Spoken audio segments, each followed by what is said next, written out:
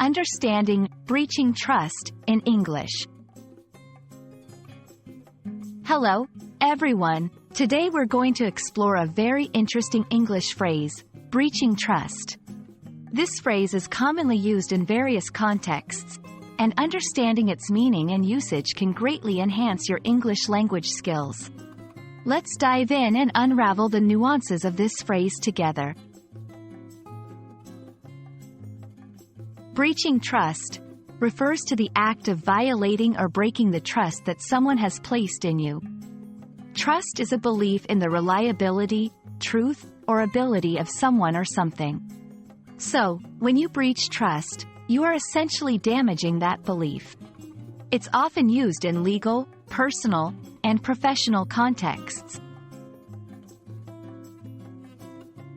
1. In relationships. If a friend tells you a secret and you tell someone else, you are breaching their trust. 2. In business, a company sharing confidential information with a competitor is a breach of trust.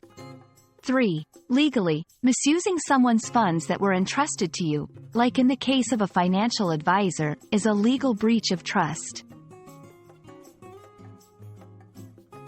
Breaching trust can lead to various consequences, depending on the severity and context. Loss of relationships. Personal and professional relationships can be severely damaged. Legal action. In serious cases, legal action might be taken for the breach of trust. Reputation damage. It can negatively impact one's reputation, making it difficult to regain trust. Rebuilding trust is a slow process and involves acknowledging the breach, accepting responsibility for your actions, apologizing sincerely. A genuine apology can go a long way. Rebuilding over time, consistently demonstrating trustworthiness over time. Understanding the phrase, breaching trust, is crucial for effective communication in English.